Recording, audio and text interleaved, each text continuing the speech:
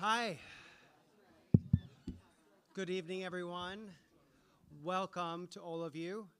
For those of you visiting, any of you visiting for the first time tonight, my name is Dustin Ross. My pronouns are he, him, and I am the summer program manager here at the Fine Arts Work Center. And we're very excited to have all of you tonight for the first night of our faculty talks here at Queer Week. Faculty Talks are one of our favorite events that we've created around the summer workshop program, where every Monday through Wednesday at 5 p.m., everybody gathers here in an event that's free and open to the public to hear our esteemed faculty read from their works, to present their art, and engage with Q&A with all of you, the audience. So we're very excited to kick this off this week. Tonight we're going to be hearing from writers Andrea Lawlor and Celeste Lecesne, who will read from their work, and photographer Catherine Opie, who will be giving a presentation. That's right. After that, we'll invite all of the faculty to the stage for an audience Q&A. So before we begin, a bit of housekeeping and other items of interest. First of all, I would like to know who is here taking a workshop for the very first time at the Fine Arts Work Center. There we go. And for many of you, I imagine it's your first time in Provincetown. So to that end, Andrea had a really great recommendation, which is that why don't we provide some other opportunity for people to connect as one? And so we have decided to set up a Signal group chat for Queer Week 2025, where any of you can opt in or out at any time. It's completely voluntary. But if you would like to join a group chat for all of you here, you're all invited. There's a QR code on the flyer at the back of the table. I also put one in the student lounge. At any point, you're welcome to scan that with your phone and join the community on the Signal group chat. It's a way for all of you to connect with each other outside of the workshops. If any of you are going to grab dinner or going to the beach, you're welcome to invite others to join along with you, get recommendations around town, and really make the most of your time here. So. After our presentation, our presenters will be signing books in the back. Books by other members of this year's faculty are also on sale on our cabinet over there, and then in the bookstore in the gallery. Be sure and check all that out, as well as our newly designed merchandise, as David had mentioned. Speaking of the gallery, the Hudson Walker Gallery will be open after the event and every evening. Right now, we're showing an amazing summer exhibition called To Move a Mountain, which is curated by past Falk Fellow Cody Brown and features works by our former Falk Fellows. The proceeds of all works sold will be going to support Falk's programs, so be sure and check that out after the event. This exhibition will also be going on to the Armory Show in New York later in the year, so it's very exciting. We'd like to give a shout out to the Arts Foundation of Cape Cod and the Cape Cod Phi Foundation, who support our summer public programming. Restrooms, as you know, are located right down the hallway. For any of you who may need, we do have assisted listening devices at the back of the room. You may ask Hannah if you need one of those. And finally, please do us all a favor and silence your cell phones if you haven't done so already. So first, we would like to invite one of our students who will be giving an introduction for our first reader tonight. Mira Ping, I would like to invite you to come to the stage to introduce Celeste Lecesne.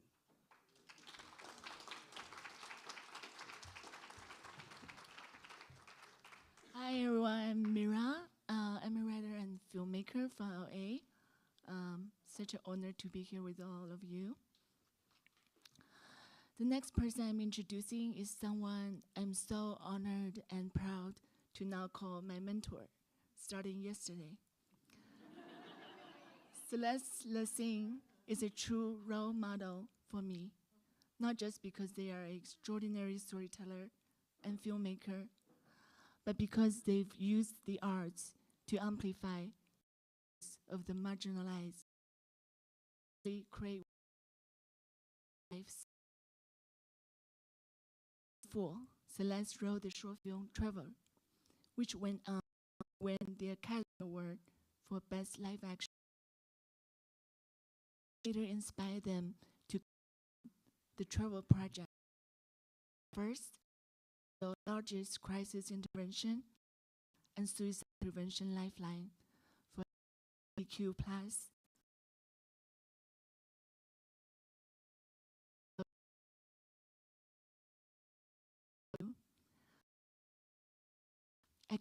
To hear people speak the incredible work the organization for our community.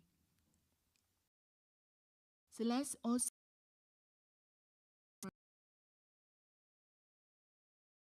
amplifying of LGBTQ+ youth. They written the letter Q writers to their younger selves. You should get another one. I think a lot of people.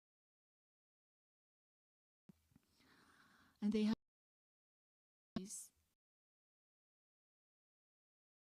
the city. In case you thought that was a surprise, it's also warned on Broadway, winning solo shows, including the absolute brightness of Leonard Pelkey, for which the New York Times called them among the most talented solo performers of his or any generation. Celeste now lives in Kingston, New York, and is a recipient of a 2023 Guggenheim Fellowship. Please give a warm welcome to Celeste Lecesne.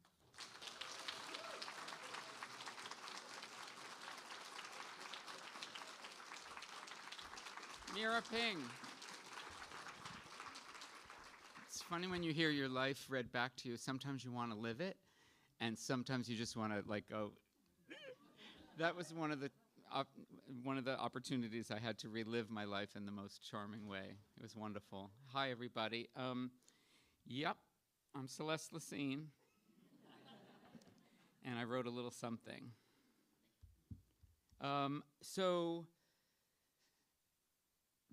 Let's just have a moment about the world. What is happening in the world these past couple of weeks? It's just like, I just want to bring it into the room. In Provincetown, it's easy to live in a bubble, which makes me insane. To know that we are all, every single one of us, are dealing with this on a day-to-day basis. And we're so fortunate to be here this week to create a safe space for each other and for ourselves. And for ourselves, that we took this option to be here. And I just so grateful, especially to be connected to ancestors like Grace Paley and Stanley Kunitz, who started this place, among others, and just it puts us in a lineage of artists and also now of queer people, which I love. So it's been a rough week. Last week was even, well, I wouldn't say rougher, but it was challenging. You probably heard about the major setbacks from the Supreme Court's decision to uphold the ban on gender-affirming health care for minors in the state of Tennessee. And then, as if it was orchestrated, on the same day, the government announced that it would be pulling funding for the national LGBTQ+ youth prevention lifeline funding that enables the Trevor Project to respond to over 500,000 calls. It's been my life's work to support young people in the process of becoming, giving them the support and the space they need in order to thrive. It's been my greatest joy. And it's important to remember that the idea that a child knows who they are, the notion that children can rightly identify themselves as gay or lesbian or bi or trans or anything other than straight, is a relatively recent development. Of course, many of us understood that this was true as a result of our lived experience. Even before I had words to express who I was, I knew. And I was already living as my secret life inside myself for years before the world caught up with me. But as a queer person coming of age in the 20th century, I was all too aware that if I said what I knew, if I dared to suggest that many kids know who they are at an early age, I risked being branded a pervert, a groomer, a pedophile. It took me until I was in my 30s to find the courage to step out onto a stage and tell my story. I wrote a 15-minute piece about my 13-year-old self, a small part of a larger story that I performed off-Broadway. I called myself Trevor, and through a series of diary entries, Trevor explains how he comes to understand that the world will never accept him for who he is. It had been a rough week at school. The kids found out that he had a crush on a boy named Pinky Faraday. Actually true. Who knew that I was going to make a film that would be famous? And the shame that follows convinces Trevor that he will have to change. He will have to be less himself, less sensitive, less girly, more of a man. But deep down, he knows that it isn't possible. And so he sits on his bed and decides that he has only one option, to kill himself. Spoiler alert, he lived. I was inspired to write Trevor because I had an idea, a hope, really, that if I told my stories, others might feel less alone, and that young people might decide to do as I did, which was to live. What followed was a series of show business miracles that resulted in the story of Trevor becoming an Academy Award-winning film, and that film eventually being broadcast on HBO. And at the time, there was no suicide prevention and crisis intervention for LGBTQ youth, then gay and lesbian, anywhere in the world.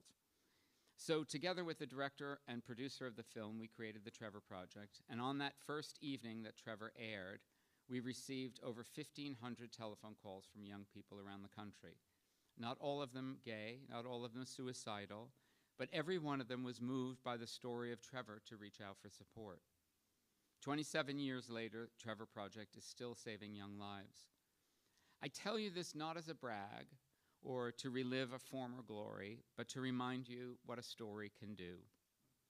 As lawyer and social activist Urvashi Vaid writes in her book, Irresistible Revolution, I have long believed that what made the LGBT movement irresistible was its honesty.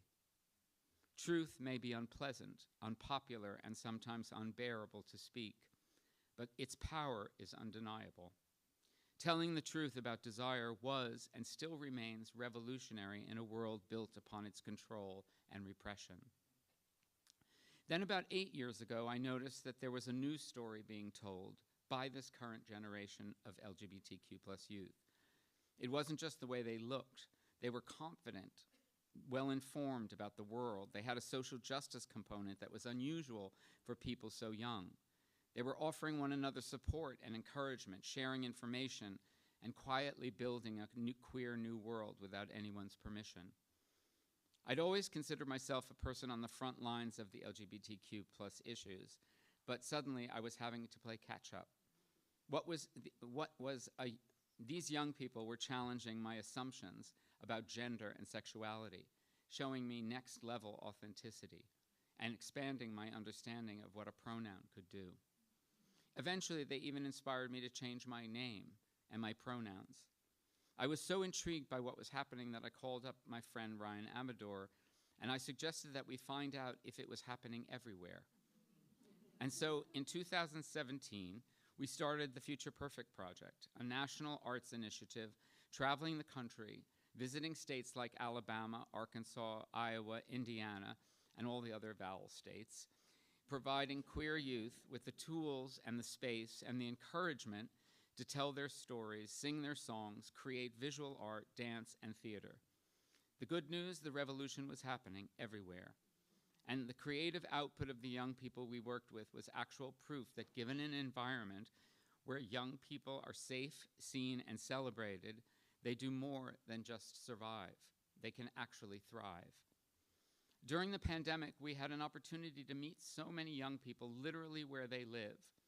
2 or 3 times a week, we gathered on Zoom. These little squares became portals, allowing us to glimpse a possible future, one in which everyone is free to be themselves.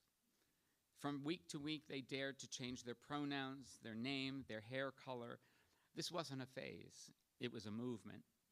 They were workshopping themselves right before our eyes, and it was thrilling to be a part of the process. We created a platform and literally handed them the mic so they could have their say.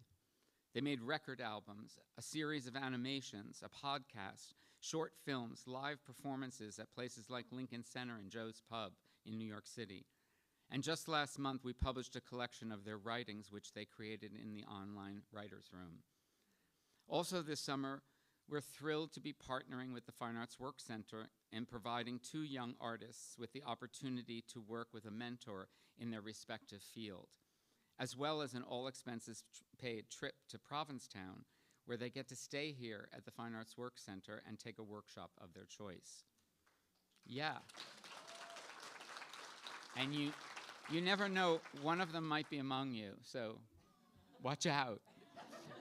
They could end up changing your name if it hasn't happened already. What we've learned at FPP is that LGBTQ plus young people are living in a future that hasn't yet arrived. Just as my generation fought so hard to win the right to be gay and lesbian, this current generation is fighting for the right to be the people they know themselves to be. We found that the young people we work with aren't confused about their identity, as people often claim. They're curious.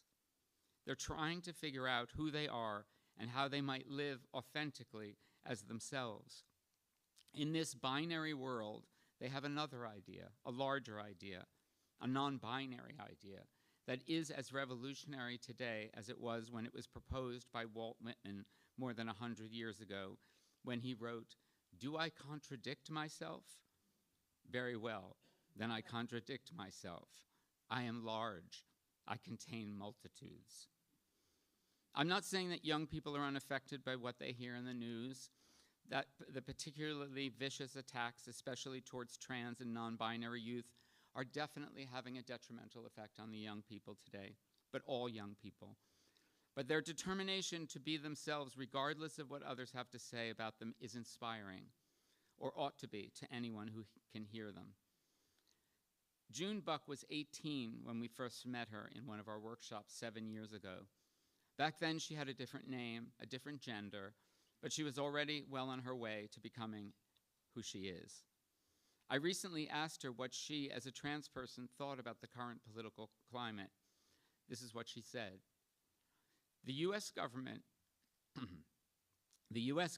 cannot be the authority on what's real and what's not.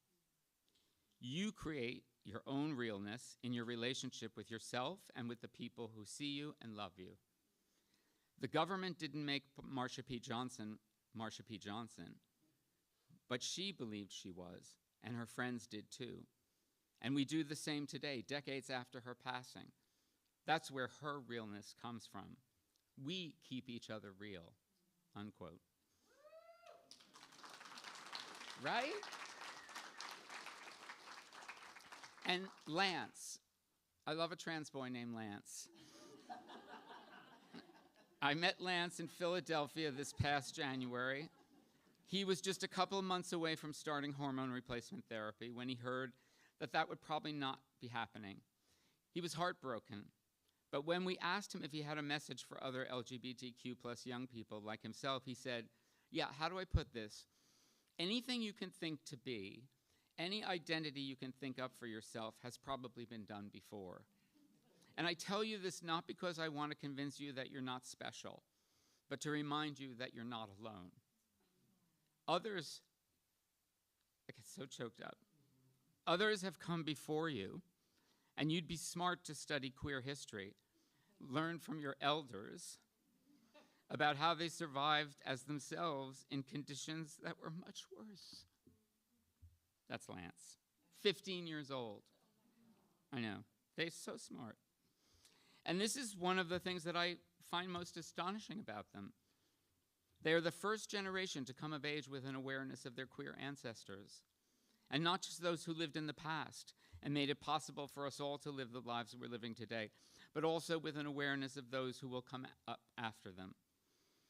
I remember the first time we did a Be an Ancestor workshop with the young people at FPP. We thought it was a cute idea. We were working with a school in Massachusetts during the first Trump administration. The prompt was to write a letter to queer youth of the future. What do you want them to know about this time we're living through? What wisdom can you pass along to them to make it easier for them as queers when they come along? But then one young person, a 16-year-old, blew us away and changed the game by writing simply this: "Your freedom was our invention. Your happiness was our intention." And so with everything going on this year, I decided that for me, it was time that I decided to become an ancestor. And I wanted to ask you to consider joining me. And no, being an ancestor doesn't mean that we're dead, although we almost certainly will be someday. In our community, being an ancestor is something that's earned while we are living. It means taking on the challenges we've been given in this moment and making it better for the next generation and the next and the next and the next. And just a reminder, being an ancestor is not an attitude or an idea or a meditation or a lifestyle or a meme or a fundraising campaign or a way to feel empowered in the present. Being an ancestor is a commitment to taking action every single day while alive, even when the possibility of better seems far out of reach. My suggestion, don't wait. Don't wait till you have all the answers to be an ancestor. Start now. Just decide. And if you're nervous about how to begin, let me offer a suggestion that comes from the young people themselves. They'd like you to stop thinking of them as a problem. A problem to be managed or a project to be solved. Like every other group of individuals, queer young people are not a monolith.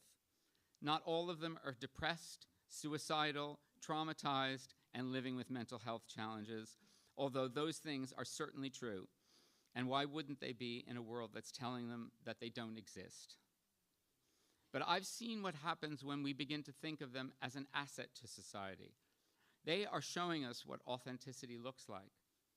And they're doing this by refusing what other people have to say about them and instead listening to what their hearts and bodies are telling them. Not that long ago, we visited a middle school in Louisville, Kentucky. Members of the GSA were so off the charts excited about being allowed to express their queer selves in Kentucky. It was almost alarming. When we asked them how were they so sure of who they were at such a young age, one person by the name of Pepper, a 6th grader, said, "Your heart just tells you and you obey." So I want to end with a short poem from our recently published anthology. It's called "From Here We Build," and I strongly encourage you to buy a copy.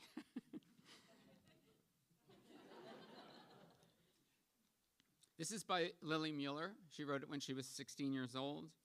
It's called "Sit on the Floor." The prompt we gave the writers was to create a queer curriculum, or a queericulum, if you will. A description of a workshop or a class or a college course or a Fine Arts Work Center workshop that might appeal to the future queers. It's entitled "Sit on the Floor." Sit on the floor. Come through the windows. Laugh, cry. This is your space. I am a first name, here to calm the storms. Learn what you will, take what you need. You are who you are, and you'll be who you'll be. The night sky shifts, and you might too. May your phases be beautiful and beautifully remembered. In this life, it's all about kindness, about care. The oldest take in the book. But, my friends, love each other. Let us be a beacon. The truth is, you may never know who you are. You are anything other than stagnant, definable, explicable. But let's enjoy trying to find out together. It will be an honor to meet you each and every day. This place will be a home for everyone yet to come, for every bygone soul. I care who you are. I care so much. Tell me everything, and we will change for the better. Thank you.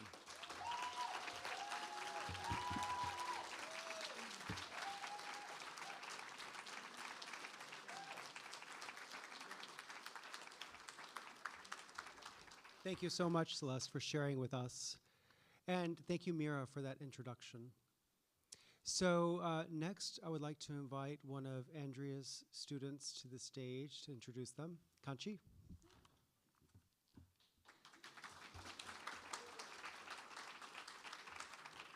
Hi everyone, I'm Kanchi. I am so emotional from your talk, and it feels kind of weird it's not that your biography, Andrea, is going to make me cry, but I think it's like what you all just said. Hello everyone, I'm really happy to be here.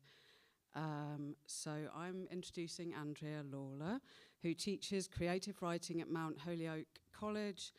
They are also the recipient of a Whiting Award for Fiction and has been awarded fellowships by Lambda Literary, Radar Labs, the UCross Foundation, and MacDowell Colony.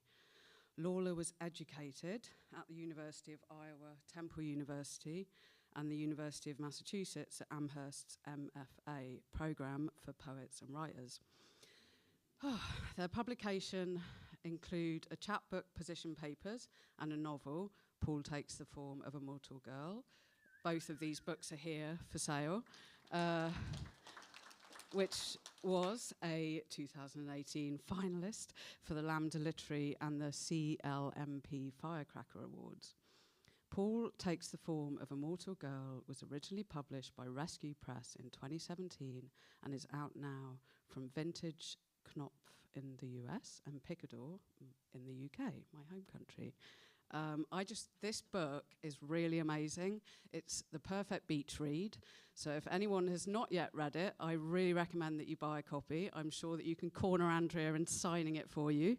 And then I will see you on the beach reading it. And it's just a really amazing book. It's not only the narrative and the characters, but the whole form of the book. It's so queer. It's like so multi-layered, and it just transcends gender, time, everything. It's just it's like a book that you can read, and it could be poetry, it could be a history book, it could be a kind of lesbian romance novel, it could be an activist chronicle, it could be just anything that you want it to be. I really highly recommend this book. And for me, I'm a screenwriter, but reading Andrea's book was like one of the books that made me think, oh, maybe I can do this too, and has led to me being here now, talking to all of you, which hopefully is going to be a good thing. Don't blame Andrea if something happens that I do that I write a book that you don't like. That's not their fault. Anyway, where are we? Sorry, I've got this bio that I'm supposed to be. I went a bit off script. Hang on a minute. Lawlor's work has appeared. That was a bit of a detour, wasn't it? Lawlor's work has appeared in the New York Times, Ploughshares, these are a lot of unfamiliar words to me, being a screenwriter, not a novelist. Jubilat, I think I need my glasses. The Rumpus, the Brooklyn Rail, Encyclopedia, and Mother. And also, most importantly, for why we are gathered here this evening, Andrea is the founder and the curator of this absolutely amazing, life-changing experience that we all are here to create art and create a safe space for all of us to connect and to fan the flames of our activism, hopefully. And I'm just so, so proud that I got to introduce Andrea, and I hope that you will all have a wonderful evening. Thank you.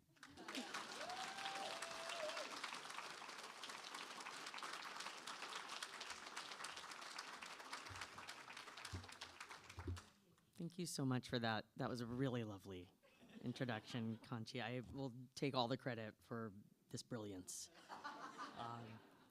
Thank you so much, everybody at Falk, David and Dustin and Hannah and Miracle, and all my students in my workshop.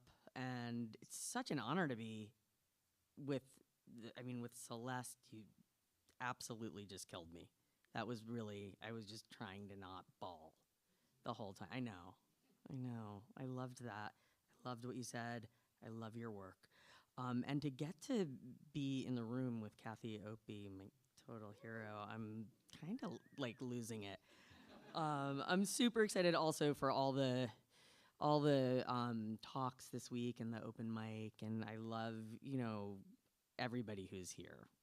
Just really, really excited. And get on the group chat and Find somebody cute to go to lunch with. And yes, I hope that my book can be a nice beach read and maybe like whatever. I am going to read something really different. I've been working for, it turns out like 15 or so years on a series of prose poems I've been calling position papers. And actually it was only this winter that I sort of realized, oh, I guess that's a manuscript. It's like maybe it's gonna be a book. And this poet friend of mine, Brian Tier, was like, you're a cicada. You emerge every 15 years. I was like, okay. So if you need any validation for being slow, I'm your guy. So I'll tell you a little bit about the premise, and I'll read a little series of the positions, some old, some new, and then I'll read a few, maybe I'll read one or two things from the back matter. The premise is this is a series of positions that are sort of outlining sort of anarchist, queer, utopian, seceded Western Mass in the near future. You're all welcome to come. And I'll read the first one I wrote, which is called Cars. And this was, what happened was about 15 years ago, I had the idea I would just like keep track of all my positions on things. And I even thought like, oh, this was before apps. I was like, I'll have a website and I'll just link to my positions. And if people want to know what I think about cars or whatever, I'll just send them the link. This is the first one, Cars. In my country, we will have modular cars. Each car module will hold one person or a storage unit, and we will snap our modules together or apart. In our modular cars, we will not be lonely driving back from dinner or the reading to the same location after coming to dinner or the reading from different locations. We will have the option of going home together, debriefing on the way, so when we get home, we can go right to bed. And we will save fuel this way, though fuel will not be precious. We'll be made of plastic waste. Our modular cars will run on composted Apple IIes, predictor kits, rainbow barrettes, Palm Pilots, and parts of station wagons, which we will train special bacteria to first eat, then shit out in the form of a paste. Fairly compensated workers with collective bargaining rights will collect this paste, and other fairly compensated workers with collective bargaining rights will turn this paste into fuel, and still other fairly compensated workers with collective bargaining rights will deliver, sell, and insert the fuel. Or maybe the workers will come to decisions through a consensus model and will not own so much as share the means of production. In my country, 1/7 the size of the current United States and not so federated. Footnote, I didn't really know what federated meant in 2010, and now I'm into it. Federation. We will systematically use up all the broken plastic objects people's step-aunts and fathers have been hoarding in their garages. We will thank our hoarding relatives and comrades in our minds as we watch the stars from our downy bed, all talked out.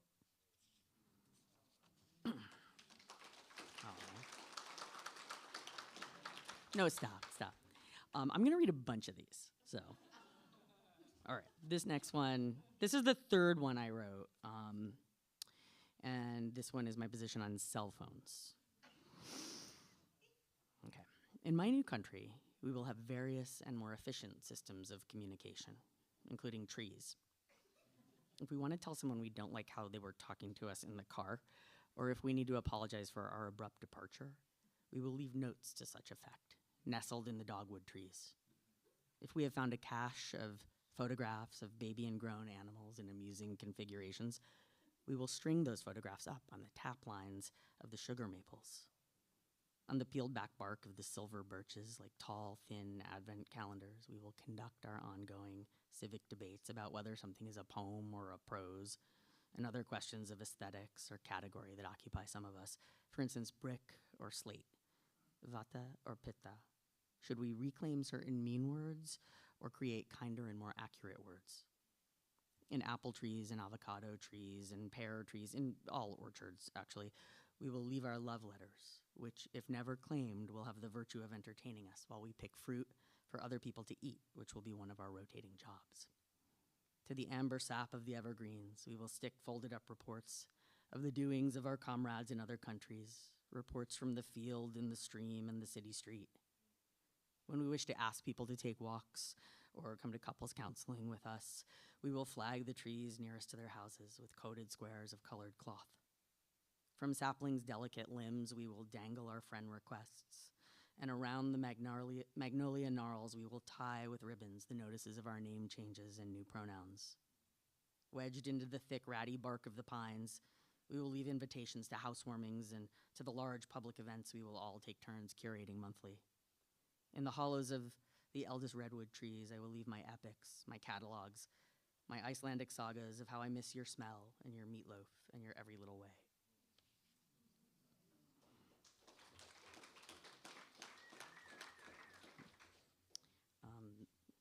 This one is called Lawns. Lawns are really controversial. In the country and town of the new country, we will have goats, and for our goats, who are also their own goats, we will have varietal and heirloom grasses. And so if we want to have lawns, we will have lawns. And we well might because of deer ticks, and also to play lawn sports such as badminton or reading, or lying about in birthday hammocks, imagining ourselves in the English countryside, re-signifying to our heart's content as goats eat the variety buffet of grasses, and later we will drink milks and eat cheeses. Goats will eat as they like and stay cozy in sheds in the winter, visited by indifferent neighborhood dogs. When it is very cold, the goats will all come inside via special passage to the wood stove room, and we will watch Grand Illusion or Le Voyage dans la Lune on a projector, run on stored up shine from the summer. And when we have used our summer sun, we will take a shift at the gym to turn our high spirits and hard emotions into energy.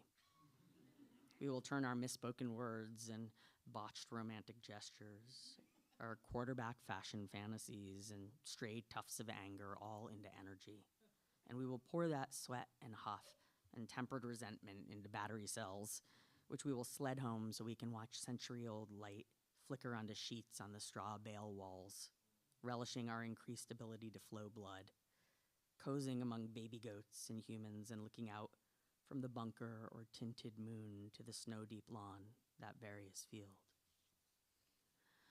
So those were from the first series that you will see in a little chapbook called Position Papers back there. There's another little chapbook that came out this last fall from Belladonna, which I accidentally also titled Position Paper, so it's impossible to find it if you were trying to Google it. But that's okay. Forget, anti-capitalism. So this is one I'm going to read called Gay Pride because it's, feeling very gay. And some of these are in a series of 100-word poems that I've been writing in a conversation with a bunch of other poets. We send each other like 100 words. Everybody has one day of the week. And you send off the 100 words. So some of these are from that series. Some of the shorter ones are like that. So this one is Gay Pride. In the new country, we will parade on irregular occasion and in small packs through some adjacent streets at dusk or maybe in the morning light. We will wear elaborate costumes to honor our beloved elders from the old countries or imagine our beloved descendants in future worlds, and we will hear the fairies calling us on the phone. We will bring with us small wrapped sweets, pretty stones, maybe a few lines of a poem tied up in string, anything shiny, little stuff we will offer to people we don't recognize, and which they will open later in secret joy, a reminder of the pleasures to be found with strangers. That's a Provincetown poem. Yeah. And another one. This is one I wrote here a few summers ago. Sharks. In the shark's new country, also the shark's old country. Sharks will feast on fatty grays, on morsels of sea turtle and smooth long-fin squid, as the land floods and ebbs in moony rhythm. In the eelgrass's country, also the widgeon grass's country, the smallest scuttlers will tickle as they shelter. The oysters will bulk up against the blades. Piping plovers will snack on salty worms. We will leave the sharks to their sharking, the grass to its grassing, the seals to their curious parades, watching us watch them, as we dance improbably on the shore, work break discos on the dusk cool sand.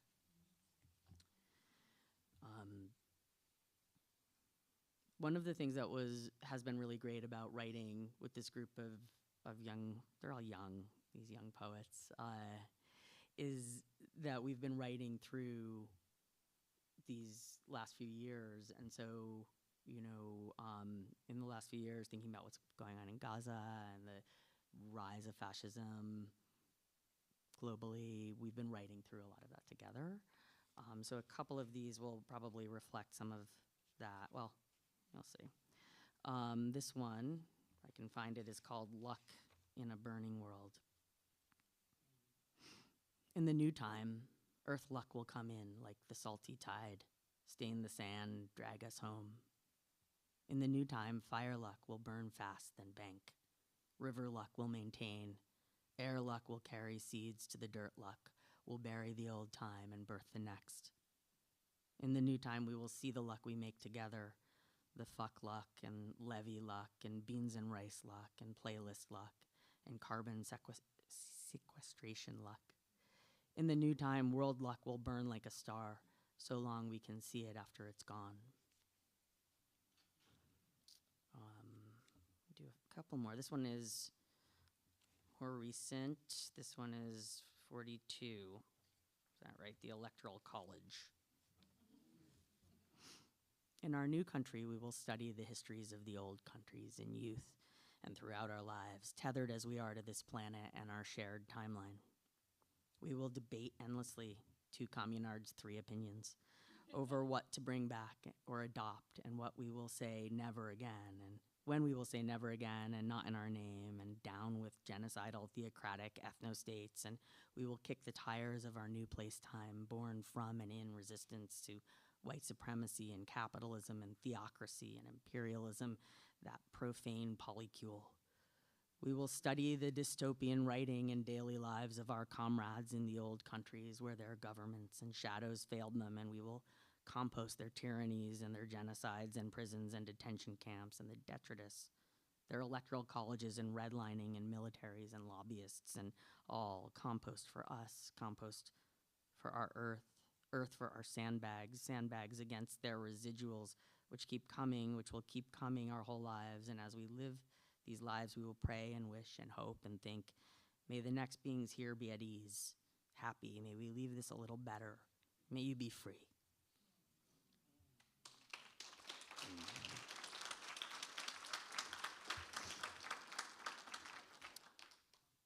Okay, a couple more.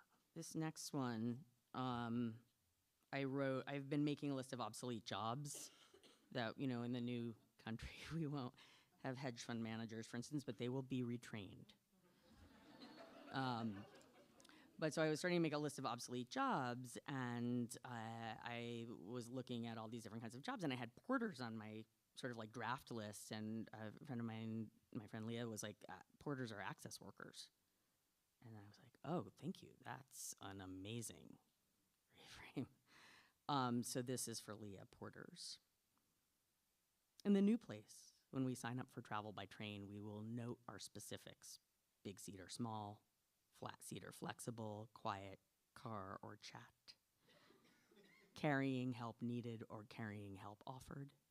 Nap and meditation car, art car, movie car for longer trips. We travel helpers will lift chairs. We'll make sure we travelers have information and blankets and food. We will mediate disputes and share what's known of the land we cross, the land before us. Any instabilities or quirks, which animals we might see from the long windows, how much spare energy the roof stores this trip for the night trains later. We will field requests for someone to read a Grace Lynn book in the story nest, which will be outfitted with snacks and soft built-in cushions and a sound-dampening heavy curtain for coziness. As the train approaches each stop, well, sometime before, an alert will let us know it's time to clean our seats or bunks if we are able, time to wash up or pee, to offer any uneaten samosas or sandwiches to travelers staying on, our book if we are done.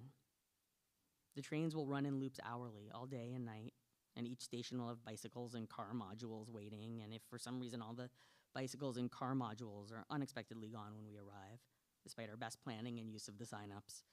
We might ask the station helper to find us a ride to where we are going, and while we wait, we will play cards or listen to a cellist practicing in the great acoustics of the big hall, or maybe we will sit quietly and finish the last few pages of the novel in which all is finally revealed.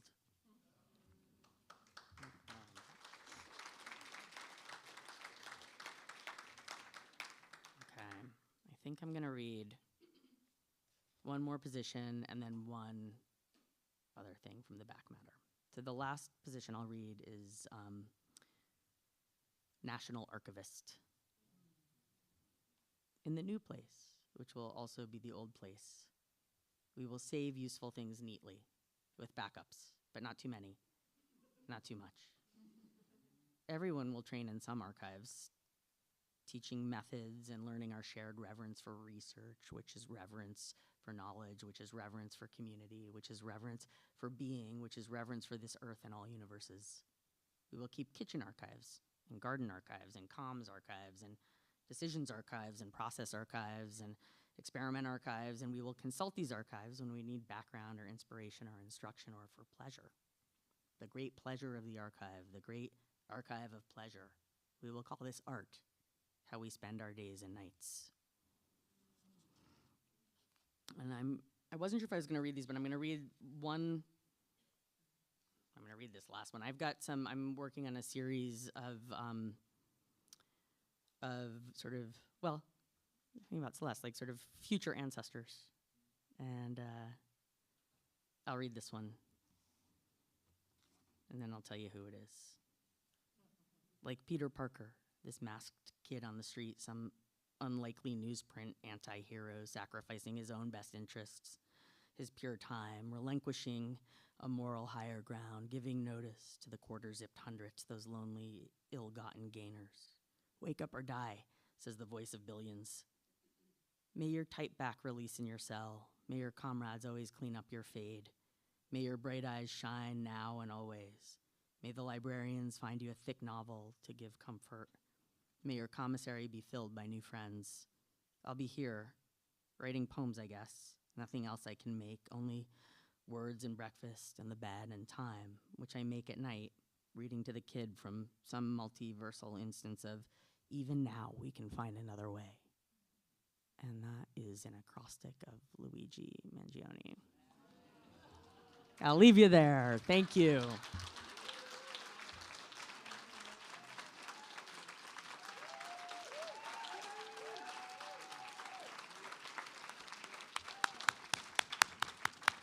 Thank you so much, Andrea. I want to live there, so thank you. Thank you, Conchi, for that introduction. And finally, for our last speaker, I want to invite one of Catherine Opie's students, Paul Schwartz, up to the stage for that introduction.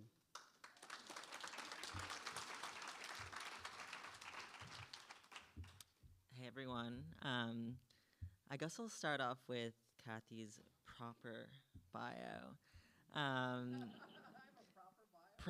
I was sent your proper bio.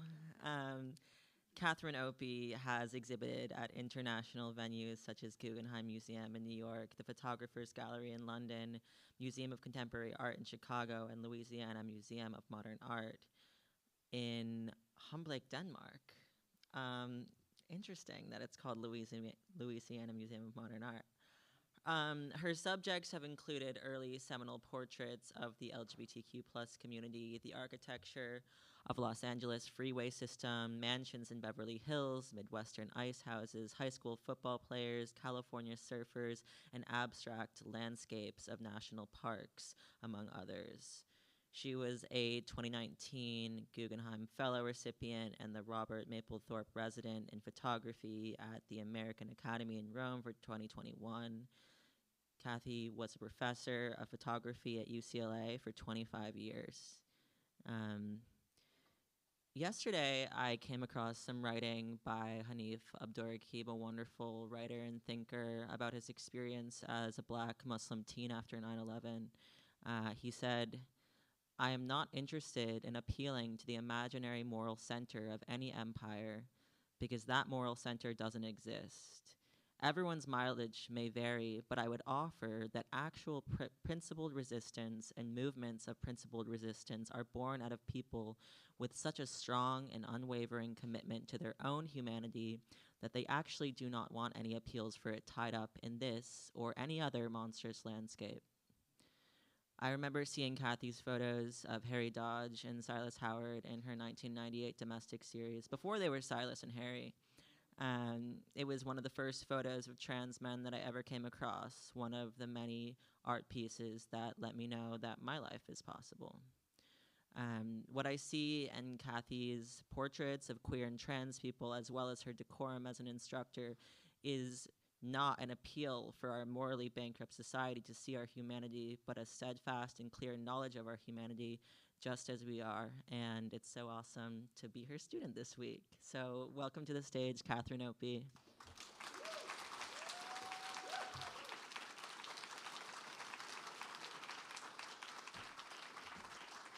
All right.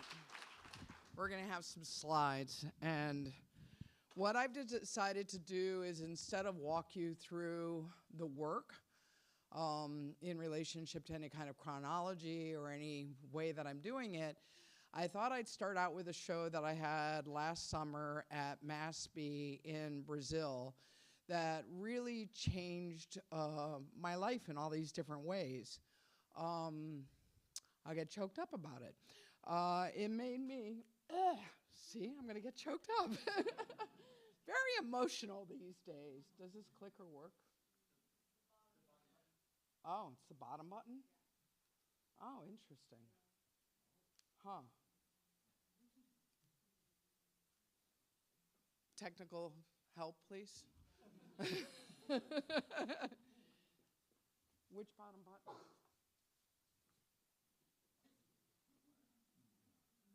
Okay, it's not me. Oh, okay. Okay. So in July 5th last summer, I went to Brazil after working. This is the shortest turnaround I've had on any museum show. Normally when a museum reaches out to you to do an exhibition, it's 3 to 4 years in the planning. They reached out to me and they said, well, Adriano reached out to me from MASP and said, well, listen, our show this year is all going to be queers. We're going to do a queer theme, and it's kind of after a really intense Bolsonaro government, you know, it's like things to think about like that. And what he offered me as a vision for my exhibition, oh, bottom button, Kathy, bottom button. Now I have the clicker. Can I just really not manage this myself? Okay.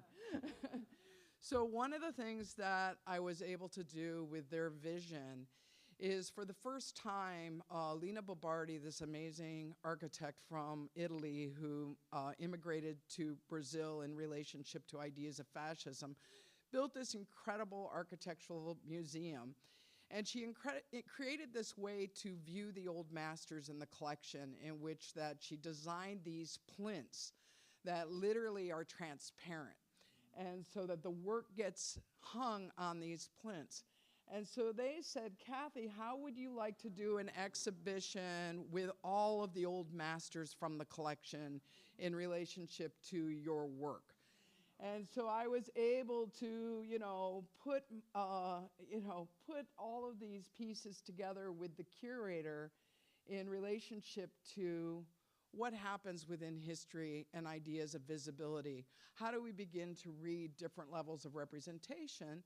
And also the reason why I started taking the portraits that I made in the late 80s and early 90s was because I wanted to make my own royal family. That I wanted to use the tropes of art history, such as Holbein, to begin to really understand what it is to be held and what it is to be looked at and what it is to be honored. So this exhibition this is the back of it. So you'll notice that the old masters have all of the kind of information and the provenance of them, but mine we ended up doing colored because my back of my pictures don't say anything. So I was able to curate this with Guilherme, the curator, and we were able to create this incredible conversation where my work did hang with Holbein's, and it did hang with Modigliani, and hung with Rembrandt, and hung with Monet, and all of them. But within it is the queer body. And then there's these really beautiful individual moments for me. Like this is self-portrait nursing with my son, Oliver. And then when my grandson was born, I did a portrait of Guillermo and Joaquin of the first day my grandson came home from the hospital with his father holding him, which we always know Madonna in child. So a lot of the work is kind of changing that idea up. And also, who's to say what is queer? This could be very easily much more queer than he is, you know? So what is our relationship of a way that we read images and begin to look at images and think about them? I'm going backwards again. You would think that I would actually, oh, I am going backwards, see? Okay, we'll move on.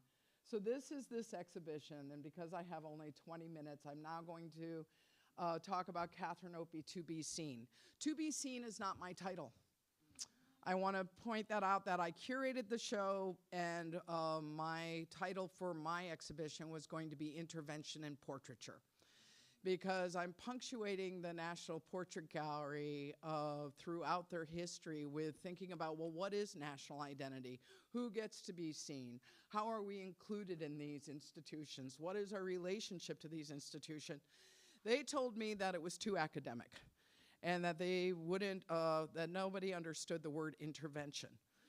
And so it was taken away from me, and then they had a title that I wasn't actually okay, which was To See and To Be Seen. Photography by Catherine Opie. And I was like, no, please, please. And so I decided to settle on To Be Seen. But I want to let you know that that would not be the title of my show. I think it's important. So, oh, here we go again, clicker issues. So we start out in the very beginning of the installation with the very first portrait I did when I was 9. And so I had asked my parents for a camera because I wanted to be a social documentary photographer. So this is my first self-portrait. You'll notice that I'm already butch. And you'll also notice that my pants are unzipped. It's a very important aspect of the flowered pants that they're actually unzipped. So when you enter the exhibition, you enter on this portrait, but the exhibition is designed by the architect Kati Barkin. And what we've done here within the exhibition of the space is we've created the idea of the rooms within the rooms of what happens through the National Portrait Gallery, but then we begin to queer the space by breaking it down. So that in the very first room begins all the early queer portraits. This has abstract landscapes and portraits on black. This is a whole line of political images.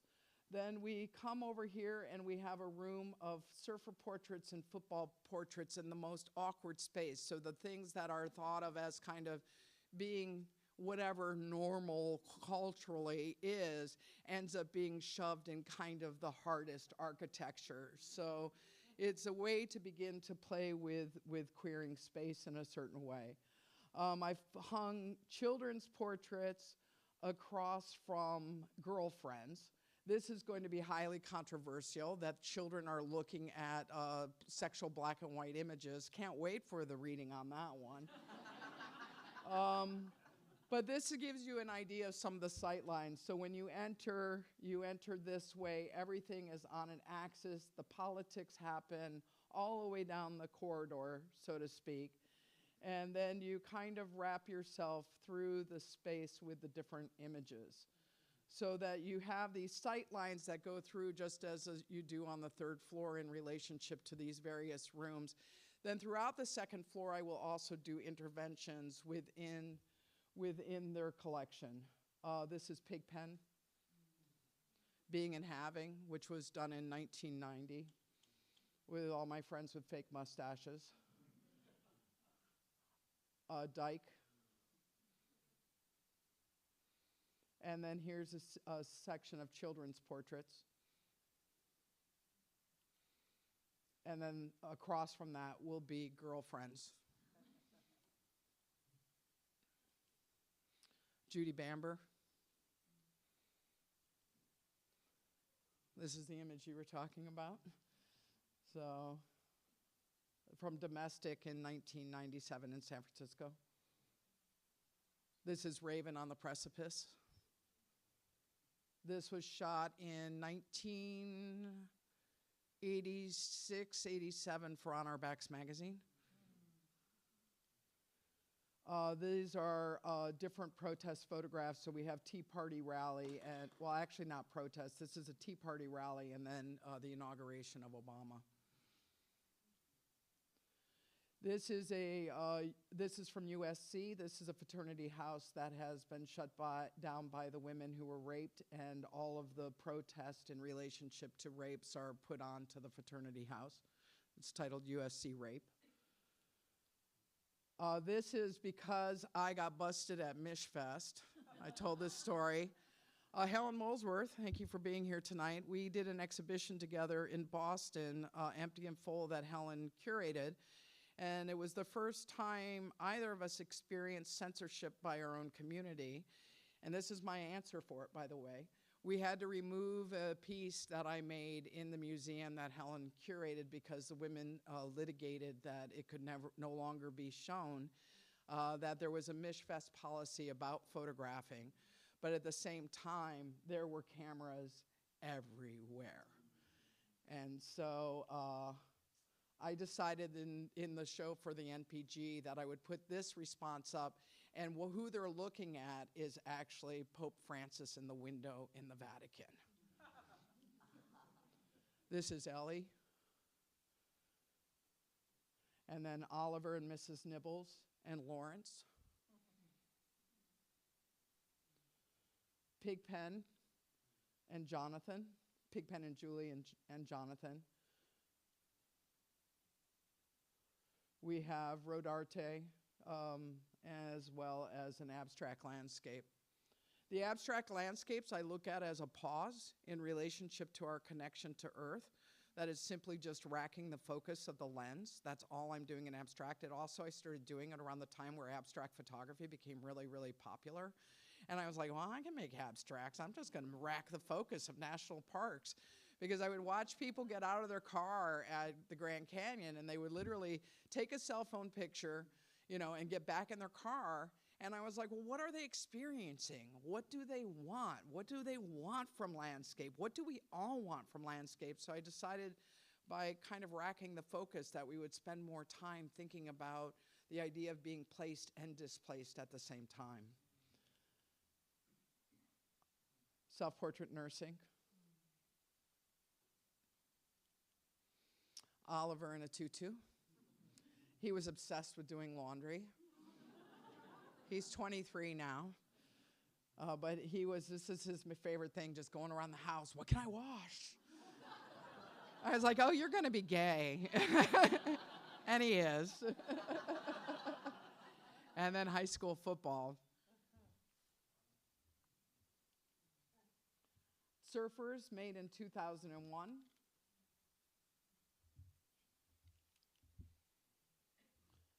Raylan Galena, Alistair Fate. Raylan was such an important person to me in my life, and these portraits, this was made in San Francisco. Raylan passed away from breast cancer, but Raylan was the body artist who carved pervert on my chest.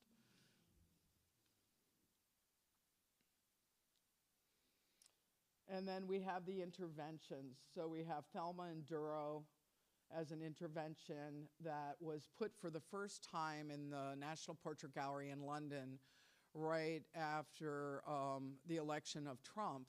They ended up hanging Duro and Thelma in opposition to what was happening in relationship to American politics in the Tudor room. So it actually went in the Tudor room, which was really a big deal. I was trying to get them to hang pervert next to the Holbein, Henry VIII, because that's why I made pervert, was in response to that portrait.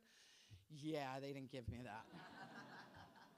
It's important. Oh, and this is the Barkin family portrait. So this is first time I did a grid of individual portraits of a family member because it's a really amazing multicultural family. And so I wanted to represent this other idea of what a family portrait is in relationship to the National Portrait Gallery. And more interceptions. We have Jillian Waring. This is very hard to see over I think we have Lynette over there. So this is the museum that I've been working on pronouncing for now 6 months. I almost have it. I'm going to try it. I think it's the Frida Senium. Oh no, I fucked it up again. It's really, really hard for me. I'm incredibly dyslexic. But I know I have to get it before I get to Germany. So this is the show that I'm doing in Germany. And so I've also curated this. I have been playing curator on my own shows. I do not want to play curator on my own shows. I would actually really love to have a curator really going for it with me. And it's really hard because for whatever reason, people have decided that I curate my own shows really well, so they're just relying on me to do it, and I would prefer not to, but I'm having a good time. They're giving me over space, so here we go. This is where Documenta takes place. It's very important to think about the history of Documenta and also the Bauhaus in relationship to what I'm trying to do within this space. I have the entire top floor of the museum. And so you're going to enter with these photographs that I did of Blue Mountains as a pause, as an idea of portraiture, as an idea of thinking about the earth. And then you walk through and you'll have a sunrise and a sunset from a body of work called 12 Miles to the Horizon, where I took a container ship from the port of Busan to the port of Long Beach, so from Korea to California. In this, I will redo the Guggenheim room, but they won't all fit, of surfers and ice houses together.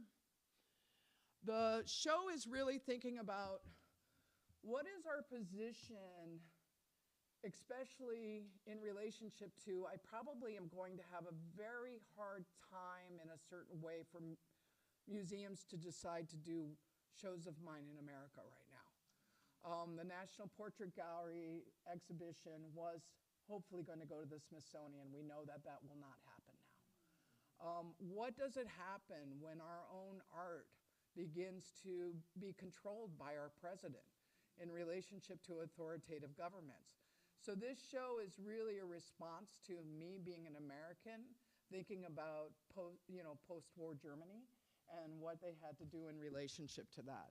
So you have in it the queer body as still this kind of site for me of positivity, but it ends up being on the dystopic side because the queer body is constantly being placed within an idea of dystopia, being something that we shouldn't accept, being something that is in opposition.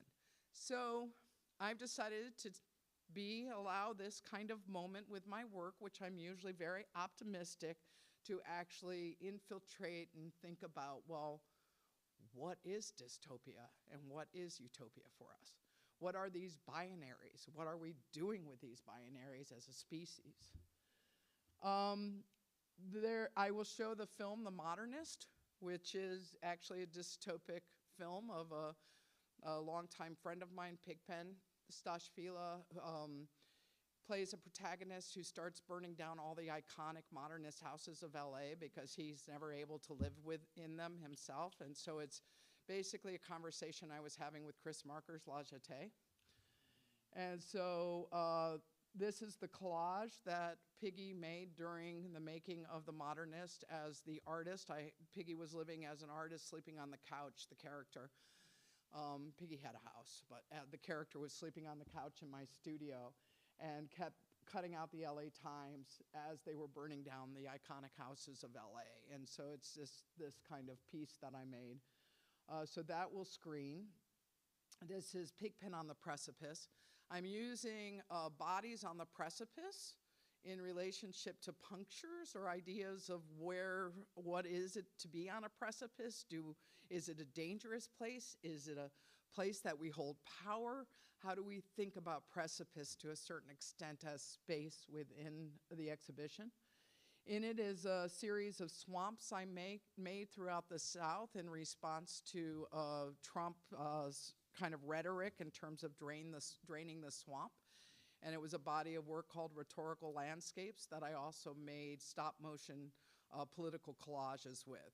And so it's really important that those collages end up within this exhibition because of its relationship to actually Bauhaus collage and what political collage begins to do. So this is just images of the swamps. These are the monitors that the stop motion collages are on. They're monitors I bought off of Amazon because they looked like oversized first ideas of iterations of the iPhone. When they were first shown, they were shown in kind of a circular outward position. I only have 2 monitors in the exhibition in Germany, and each monitor will show 4 of the 8 collages, splitting it both from a utopic to a dystopic space. I have 2 collages on, but I'm just gonna show you how one stop motion collage works. I come out of the generation of Monty Python. I think you can figure that out. Each of the gridded backgrounds is hand painted because a lot of what was happening within collage was that kind of precise grid that is used, and I wanted the hand to come into the digital space.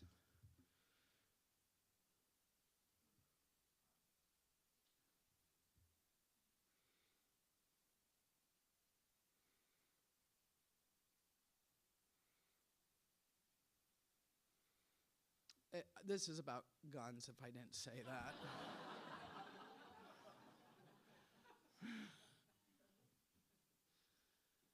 So I literally, for 2 years, had a subscription to every kind of magazine that you could get your hands on in America, right? So of course, they were after me. They were like, oh, she's gonna join the National Rifle Association, I'm sure of, because the amount of survivalist magazines and gun magazines that I ended up collecting. But it was really interesting to see what kind of mail you get when you subscribe to what magazines. But it took about 2 years to cut everything out, and then I worked with a recent grad from Cal Arts who was an animator. And I would build the collages onto the paper, and then I would break it down, and then I would narrate the movement that I wanted of each piece. And I'm not going to show you the other one because we have a short period of time, or this one. This is about climate change and rising water. But each one has its moment, but each of ones are about 3 minutes. This is a piece that I did when I went on the road. I bought an RV in 2020, and I went on the road to photograph the monuments that existed and the monuments that had been removed, as well as to take note of what was happening in terms of the protests of Black Lives Matter throughout the country, because I hadn't ever seen a rise of a protest movement in that way in relationship to being a part of ACT UP and Queer Nation. And so what it is to kind of bear witness on this, and what is it to really think about the American landscape in relationship to Trump. And so one of the important things, I consider this a poem. I'm not a poet, but I do consider this kind of a poem, is because the beginning is actually a sunset. And then I'm using abstract photographs of water so that the idea of split, how we're a split nation, the idea of reflection, the idea of how do we get to a place where we breathe again, what is our relationship to it. But what's really important is the sun hasn't set. It's an illusion. And I think that this is the biggest illusion in relationship to racism in our country, is that we think somehow that we actually solved it. We never solved it. And so so basically I've just literally changed the camera position. It's the exact same sunset that you start out with, but I've lowered the way that the camera looks at it to then begin to really try to unpack this. With that body of work, this started with me going to the Black Lives Matter marches in LA, and I want to give a shout out from my hometown. It's militarized right now, and it's really intense. And I'm really happy to be here with all of you, because it's really hard to live in LA right now.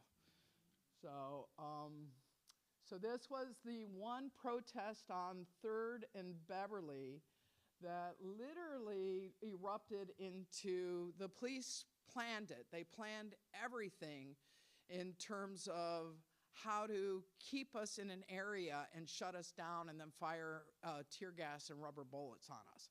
And so this is right before that moment of that face-off. And then this is me marking a map of what I'm going to go explore in the US. I wanted 2020 to be diptychs because of that same kind of division. The idea of what a diptych does, that a single image cannot hold this moment, so that it's in conversation. And a diptych is always about inviting this idea of conversation within opposition. So being born in 1961, what's my first kind of exposure to ideas of slavery is the miniseries on TV, Roots. And so the idea that the roots have been exposed and that everybody during the pandemic is in Arkansas in these like waters together, but it's all kinds of bodies together, and roots have been exposed.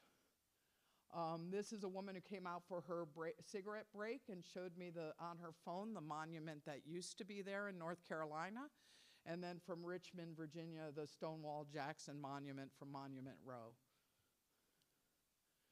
Then you have the very beginning of how I found out about the Richmond, Virginia Robert E. Lee Monument was it began to be an activist site. So this is one of the first postings of it as an activist site. And then we all remember when the fly landed on Pence's head, because that's what anybody ever remembered out of the debate. Breonna Taylor, and then this was a young family that came. So many families came during the day to the monument of Robert E. Lee in Richmond, Virginia. And one of the most amazing things is they asked me to do a family portrait, and I was there really spending days like really documenting the whole entire site, because I knew that site would disappear. And what is incredible about this kind of diptych is just the mother's face in relationship to Breonna Taylor's face. Divided nation, Confederate flag hanging in an RV in Texas. The horizon, always a sight for me for finding democracy, peace and justice. From this monument from New Orleans says commissioned by Klansmen on it. This is from Lincoln's Boyhood Home Museum to then the backside of the Robert E. Lee.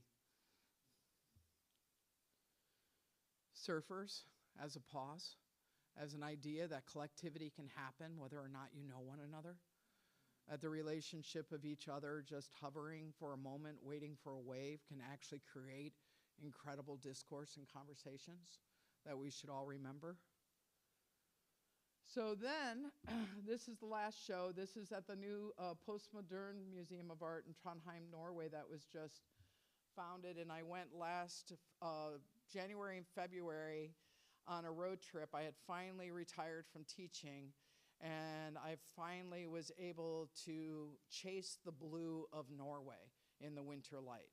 And so this is really me trying to make landscape in this way. This is the museum. This is the design and the studio of the exhibition. You enter the exhibition with the idea of nature as cliche. So thinking about how we learn about nature photographs from National Geographic, from what is the relationship of ideas of cliche within the photograph. And then you go through it and it gets broken down over time.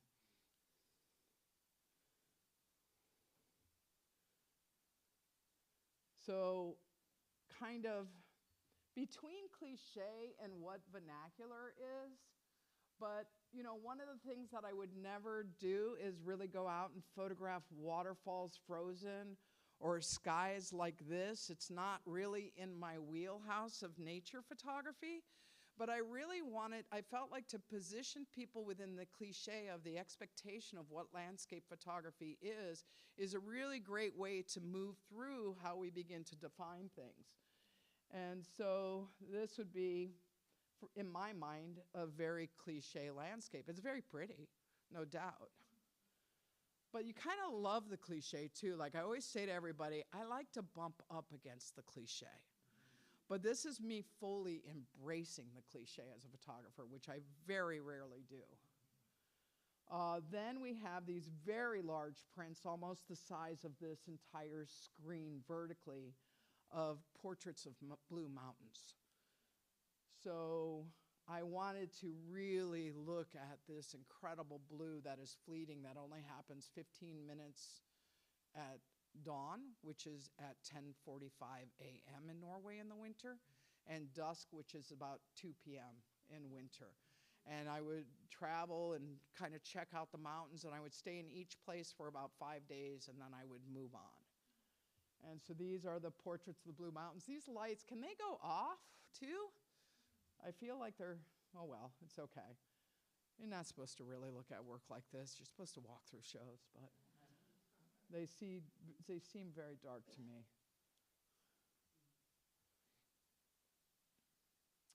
They're very blue and very alive, and you're never going to get them in this. Right, Helen? This one's a little clear, a little clearer.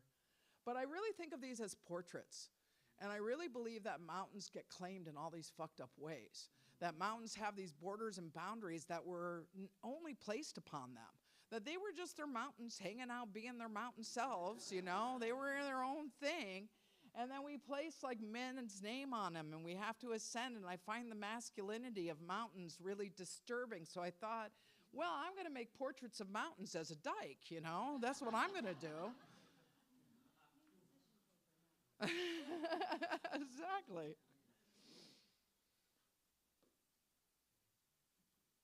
And I also made ceramics before going.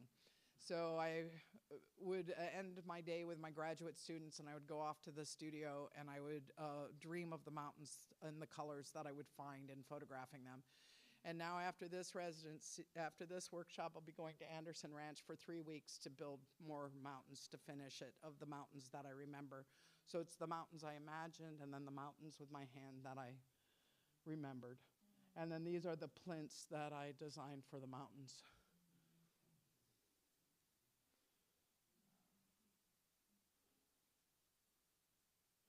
And then this is going to be, the plinths are going to be in a room called the Fjord Room. So this is the fjord room. So this is all in relationship to the fjord. Then there's going to be a room right off the library that deals with the idea of what is Norwegian vernacular photography. We all know what an American vernacular is, and it was a big question I kept asking myself on this road trip. Well, what is Norwegian vernacular? Do other people have a vernacular? What is our relationship to that? And thinking about it. Then I made a meditation room that will have 2 photographs in it, this one and this one. These are vernacular in my mind.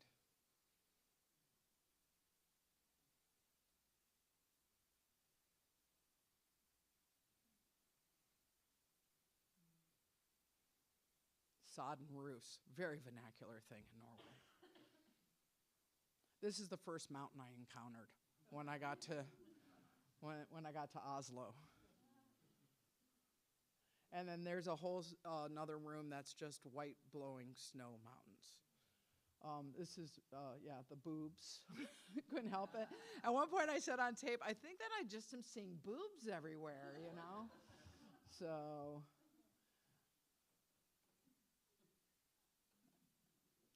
and that's where I ended. Thank you very much. Should we come up on stage? Thank you, Kathy. So now we'd like to invite Celeste and Andrea to the stage for, we have a Q&A. And I would ask that any of you who have questions, please wait for Hannah to bring you the mic because we're live streaming this. We want to make sure that anybody watching can hear your question. So. And if for the speakers at the front, if just remember to turn on your mics that Testing. are there. Hello. Okay, does anybody have a question?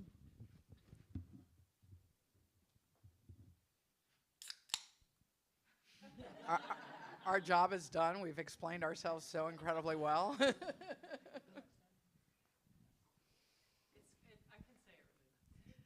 It's for you, Andrea, about Queer Week. Like, how did Queer Week come about?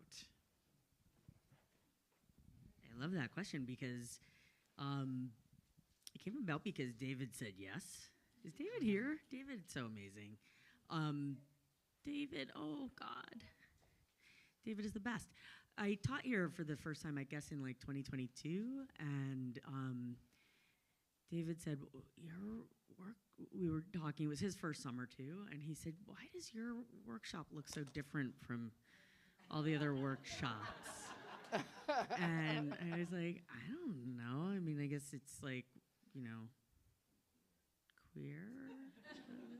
And, you know, I think it looked different in lots of different ways that week. And I think it was because, you know, I had a very explicitly queer workshop and sort of talking about like queer and trans writing. And it was probably people maybe I knew a little bit, or I don't know.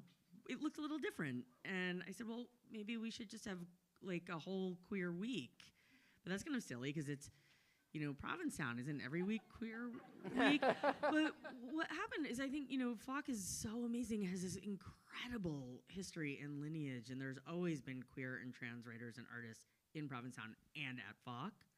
But there was something about sort of like magnetizing people the first summer we did it that I think made it feel like, oh, wow, no, this is actually different. And we kind of need space to be together and make our work together and sort of like have that feeling of just ease with each other. I think we don't have to explain. I mean, you will have to explain, right? Like you don't always understand everything everybody else is making just because you're also queer or trans, but there's less to explain. And so I think that's quite helpful in a workshop. And so it seems like it's been going pretty well, and I'm really glad you all agreed to come. Thanks for asking that question, Liz. I think I saw another question over there. Hi. Yeah. I was just wondering what is something that has surprised each of you in the course of the creative process that you presented on?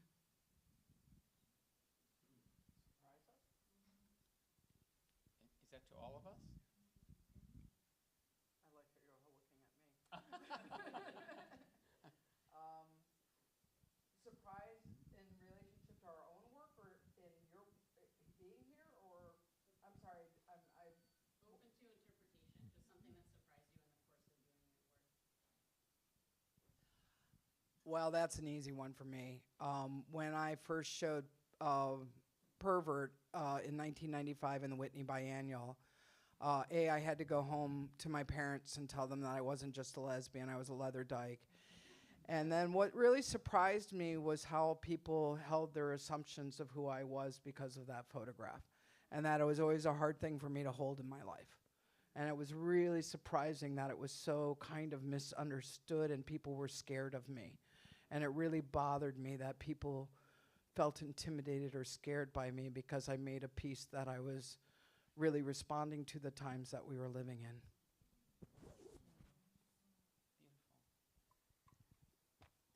I think that for me, it's surprised me. You know, one of the great things about getting older is having a lot of empirical evidence that that you can sift through and go like, oh, that's what was going on, or you know, when it all looked like just chaos and a mess. But I'm so incredibly grateful. I started out as a solo performer because I couldn't get a job, because I was queer. I mean, to be perfectly honest, back in the 1980s, if you played queer, like if you read queer, you weren't really welcome into the fold. And I thought, yeah, but I can play women too, and I can play old people. I'm amazing. So I did it, and I traveled around the country, and I made my own vaudeville, and I was obsessed. But what is so beautiful about the trajectory of my life is how it has pulled me into community. It insisted on pulling me away from that solitary path because it's just not queer. It's the queerer I became, the more I became connected to communities like Falk, and the community changed me, really changed me. And that was a surprise. I love that.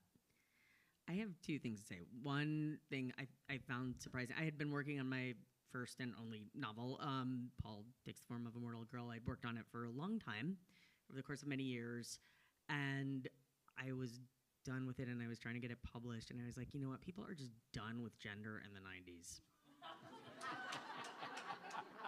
So I was surprised about how wrong I was. It turns out that was wrong. The other thing, I'm thinking about it because I'm looking at Alex. Another thing that was really surprising to me was as a, I was like in my late 40s. I was like 46 or something when Paul came out. I think I can't remember. It was a while ago.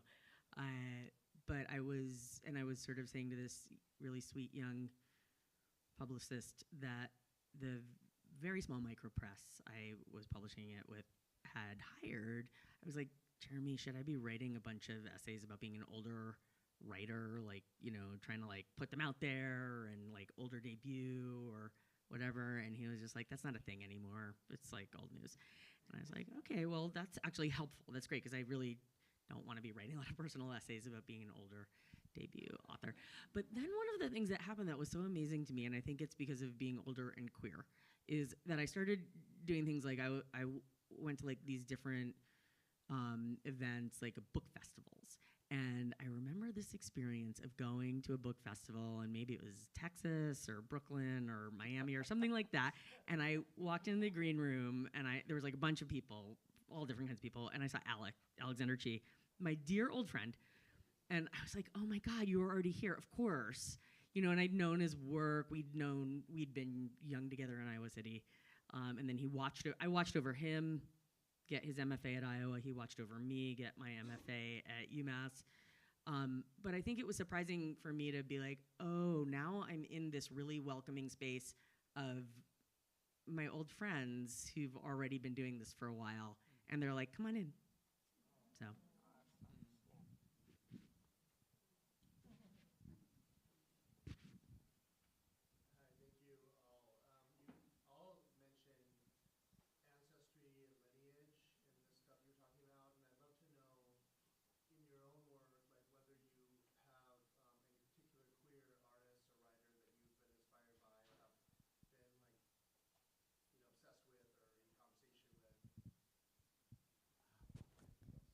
All of them.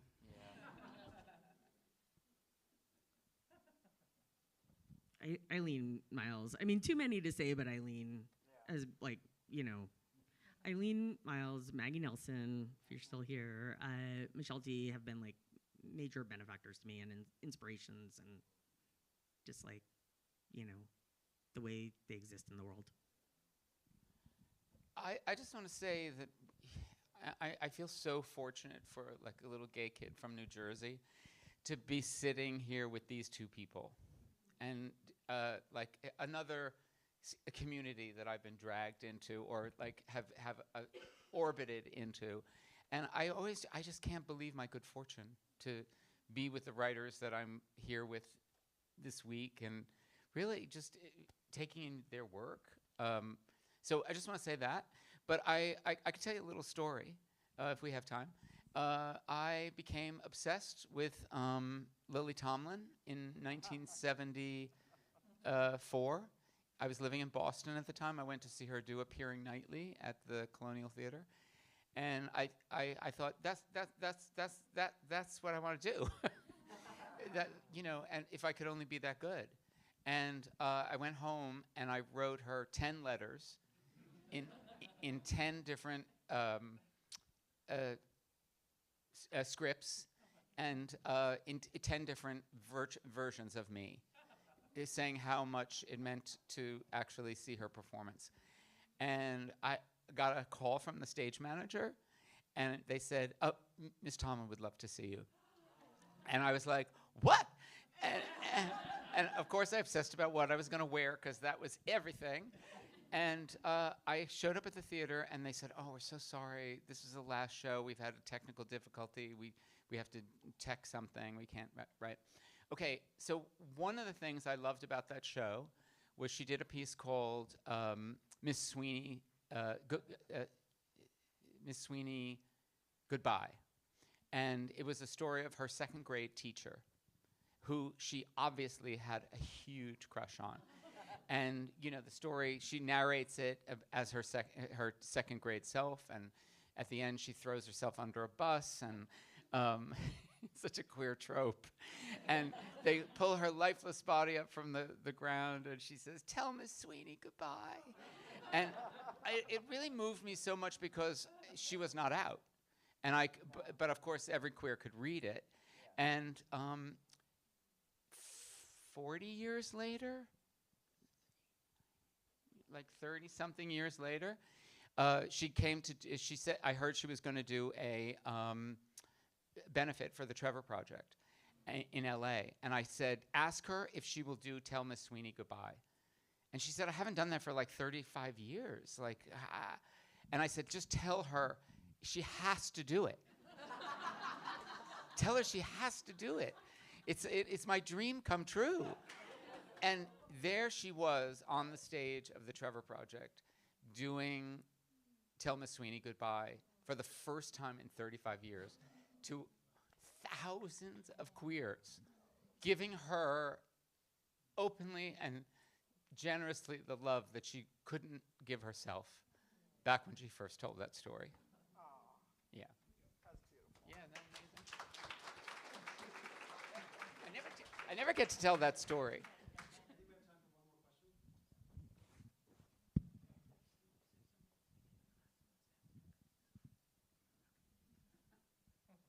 All right, I feel bad that I'm the last question, because it's not really a question. It's one of those terrible things I'm going to try and stumble through to get to the question. So here we go.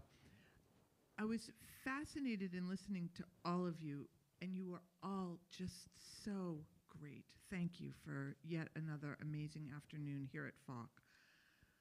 But it seemed like the photographs have a finality, like they're done, they're crisp, they lock in. The positions also declarative, emphatic, well-reasoned. Thank you. I will adopt some of them as my own. No need to reinvent the wheel. Celeste, your sense of the younger people having arrived, so there was all this sense of arrival, being here, getting it down, it's done. There's something inherent in making art. You've got to finish. But then there's also all this talk of fluidity, movement, unknownness, trying to get out of a binary situation while still somehow that binary is holding us. And I guess I was just curious if you each might ruminate a little bit on how you move in your work processes between the struggle to finish, to make something final, and the other part of the work process, the need to leave it open for it to be fluid. And of course, I'm hoping that rhymes a little bit with questions of both sexuality and gender as well.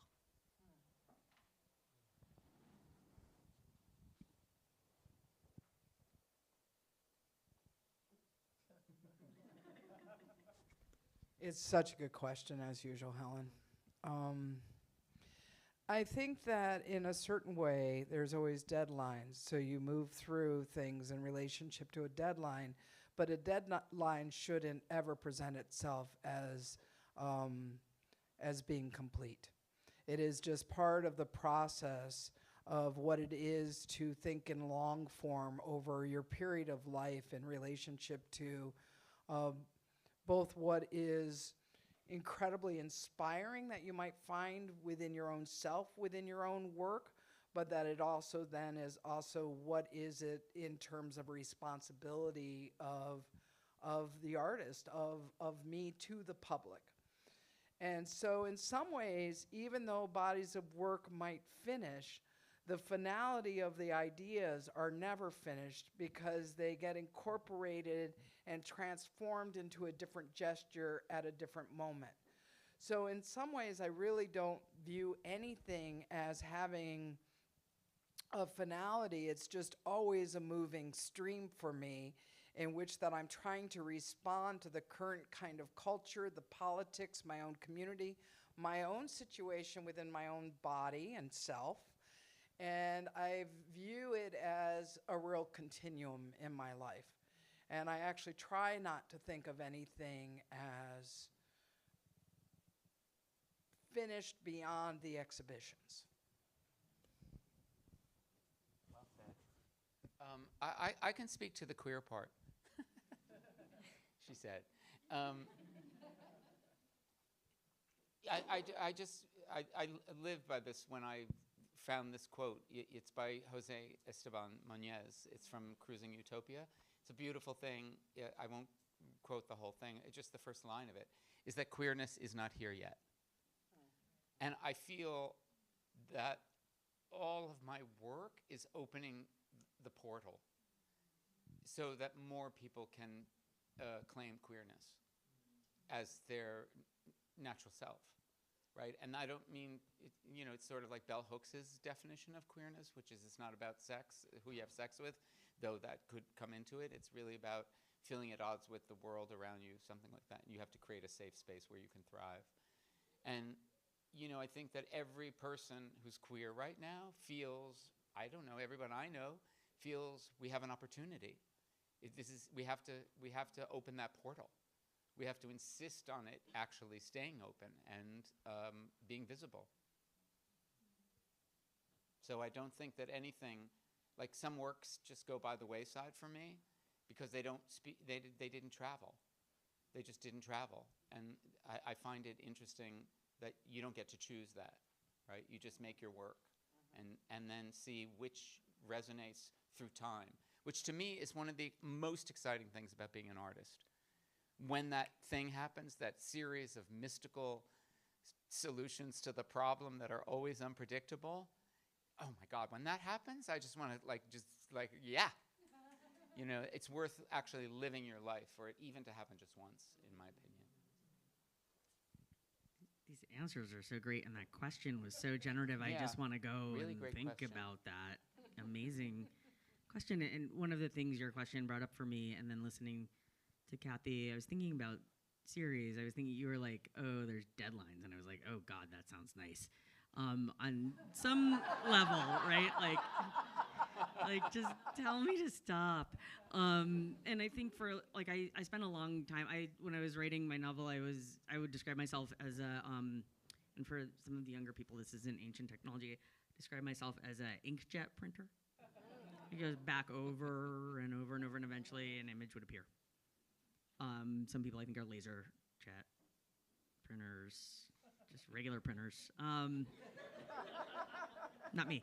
But with this new project that I've been working on, which I started working on while I was finishing the novel, actually, I think what happened for me was early on, I had a poetry professor in my MFA program, Dara Wire, who said, oh, it's a series and it's really elastic and you could just be writing these positions the rest of your life. And that really freed me. Actually, it freed me from the deadline question, but it's making me also think about how, you particularly make these series. And I think the series is a really interesting, it's both a constraint and an invitation to keep going. And so I think that's been really exciting and interesting to think I can pull what I have together into a manuscript and make it a book, and I want to, partly to stop. But then I can keep going too. So it's very non-binary kind of a process, and I'm going to leave it there. But thank you so much for that question. I think it's kind of unlocking something for me. A big round of applause for our speakers tonight. And remember, these books, these works are available at the back table for sale. And thank you all for coming. Tomorrow night, we have a discussion with writer Alexander Chee, printmaker Miriam Klein-Stoll, and poet Cameron Awkward Rich. So join us tomorrow.